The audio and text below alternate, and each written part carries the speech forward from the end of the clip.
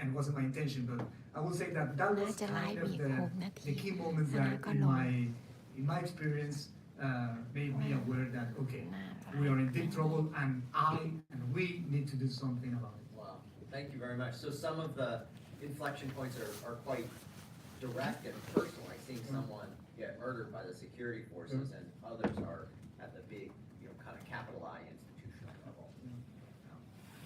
Peter, maybe you can say a little bit about what you think of as the baseline in Thailand, which is obviously different from, before, way before, what the high democratic watermark is, and then what the inflection point is. Sure, absolutely.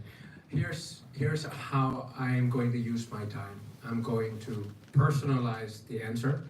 I'm going to answer directly to the panel question, and I'm going to give a bit of context about Thai politics to the audience.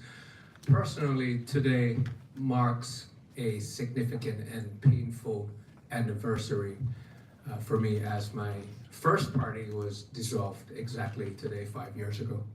It was called Future Forward Party. I was party list number 4. Today, 5 years ago, was the day I became the designated survivor and start Party 2.0, which is the Move Forward Party. So it's a very personal, painful anniversary for me today, since we are talking about democracy dismantling. The party was dismantled. That's the autocrats' way of slowing down democracy. That's the personal note to explain to people, what happened to Thailand using my personal experience. And now it's Party 3.0, which we are seeing a different kind of challenge. To answer Professor's question directly without dodging, the inflection point was the military coup. Not a lot of people knew that I was his student in ethics 2006 for a very short amount of time, because military coup hit Thailand in 2006. So I had to leave the Kennedy and return home.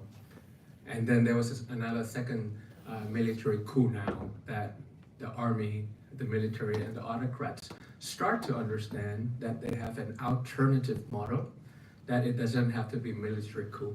It can be judicial coup. It doesn't have to be warfare on the streets. It can be lawfare in the courtroom.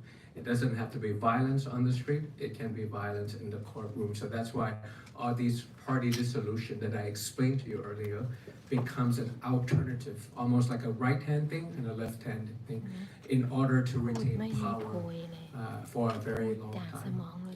Now I'm going to go to the context so that I give the floor back, and if there's a follow-up question, then we can think about this as a framework thinking, because today's topic is about dismantling of democracy.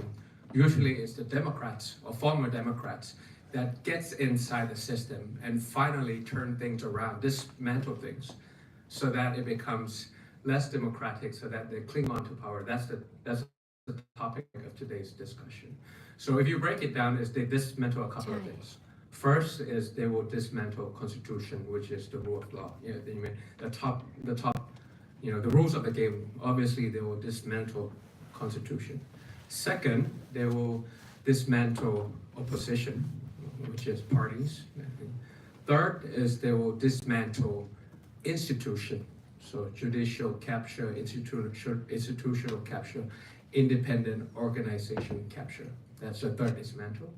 And the fourth one, which is the final one, is they will dismantle voters through voter suppression techniques and voter fatigue by design.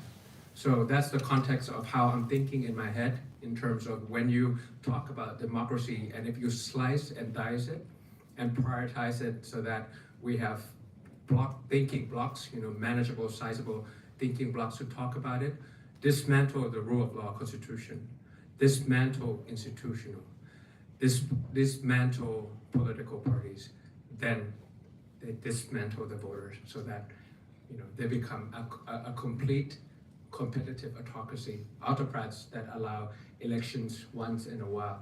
But if the result is not as they wanted, they can always change the outcome, which I will explain later. So I'm going to be very efficient with my time and return the panel to Akon. Great, thank you very much, Peter.